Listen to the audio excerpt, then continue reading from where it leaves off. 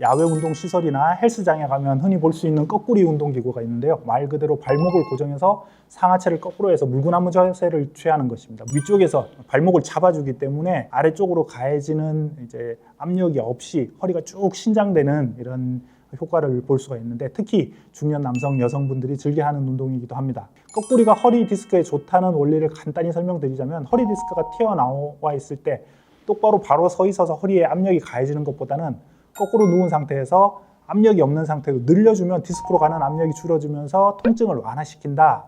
실제 물리치료에도 비슷한 원리로 하는 물리치료가 있는데 견인치료입니다. 허리를 쭉 당겨줘서 디스크로 가는 압력을 줄이면서 통증을 줄이는 방법, 특히 이런 걸 디스크 감압 견인치료라고 하는데, 통증 완화에는 일부 효과가 있을 수 있지만 거꾸리를 한다고 해서 튀어나온 디스크가 다시 들어가거나 사라지는 건 아닙니다. 그리고 거꾸리가 오히려 척추 근육과 인대를 과도하게 긴장시켜서 오히려 척추 질환을 악화시킨다는 주장도 많은데요. 미국 물리치료협회 저널에 게재된 연구에 따르면 고도 요통 환자나 중등도 요통 환자, 만성 요통 환자에게 12주 동안 거꾸리 운동을 실시한 후에 통증 개선도를 측정한 결과 만족도 점수가 C로 나왔습니다. 상당히 안 좋은 결과입니다. 특히 디스크 탈출증이나 척추 분리증 환자는 운동 각도가 180도를 넘어가면 척추 정렬에 문제가 발생하면서 통증도 심해지고 질환도 더 악화될 수가 있습니다. 이렇기 때문에 국내에서도 거꾸리 운동을 굳이 추천하지 않는 전문의들도 많습니다. 거꾸리 운동보다는 여러 가지 다른 운동들, 특히 이제 허리에 하중을 주지 않고 척추 기립근, 코어 근육을 키울 수 있는 걷기라든지 수영, 플랑크 자세, 스트레칭 이런 것들을 시도해 보시는 것이 더 안전하고 효과적입니다. 그리고 디스크 질환 여부와 상관없이 거꾸리 운동을 피해야 하는 분들이 있는데, 뇌혈관 질환이나 고혈압, 안구장애, 녹내장 같은 경우 안압이 높아지는 이런 질환 환자분들, 그리고 빈혈이 있거나 당뇨, 평소 기립성 저혈압이 있거나 다리에 힘이 약하신 분들은 거꾸리를 피해야 합니다. 그 이유가 거꾸로 선 자세가 되면 머리 쪽으로 피가 쏠리면서 혈압을 증가시키기 때문에 가급적 기저질환이 있는 분들은 피하시는 게 좋습니다. 그리고 기저질환이 없는 건강한 사람이라고 해도 거꾸리를 사용할 때는 5분을 넘기지 않도록 하고, 과체중 비만, 급성 요추염좌나 인대 손상의 가능성을 유발할 수가 있기 때문에 이런 분들은 거꾸리를 180도로 사용하지 말고 100에서 120 정도의 경사에서 시간을 지켜서 사용하시는 게 안전합니다. 거꾸리를 하시되 가볍게 허리가 좀 늘어나서 시원하다 이런 느낌이 될 정도만 하시고, 치유 목적으로 무리하게 과도하게 하지는 마시길 바랍니다.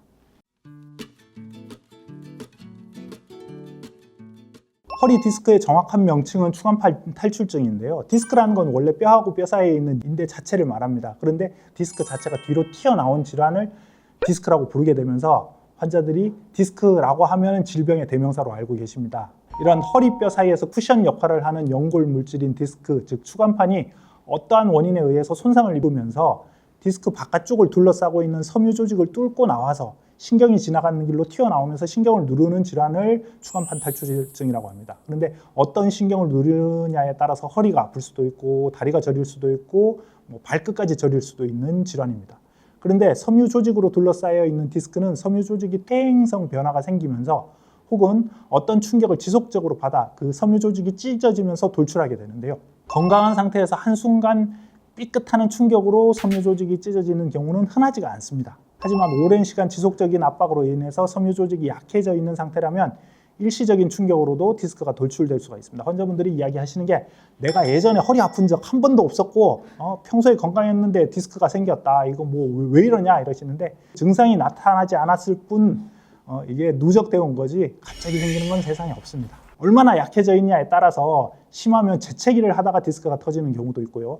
재채기를 할 때는 배에 힘을 주면서 복압이 상승하게 되고 애취하면서 강하고 빠른 반동이 발생하다 보면 순간적으로 허리와 디스크에 부담을 줄 수가 있습니다. 결국 평소 내 허리 상태에 따라서 삐끗하는 작은 충격에도 디스크가 생길 수 있지만, 현재 디스크의 주 원인인 외상보다는 오히려 일상생활에서의 잘못된 자세, 누적된 문제 이런 것들로 인해서 발생하는 경우가 많습니다.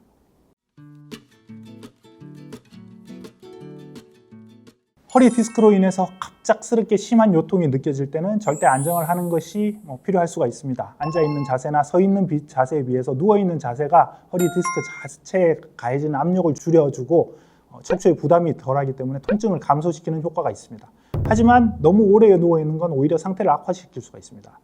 대략 누워서 쉬는 걸로 안정 효과를 얻을 수 있는 기간은 3일 정도로 볼 수가 있는데, 눕는 것도 방법이 있습니다. 허리가 푹 꺼지지 않도록 단단한 침상에 누워서 무릎 밑에 베개를 받쳐서 관절을 적당히 구부려주는 자세를 좋은 자세로 보고 있고요. 허리 디스크 환자는 튀어나온 디스크가 척추신경을 건드려 신경을 붓게 만드는데, 누워있으면 그 압력이 줄어들기 때문에 디스크 돌출 정도가 약해지고 신경을 건드리지 않게 되어서 통증을 완화시킬 수가 있습니다. 하지만 장기간 3일 이상 누워있을 필요는 없습니다. 누워서 쉬는 기간이 길수록 기능 회복에는 도움이 되지 않고 근력만 약해지게 됩니다.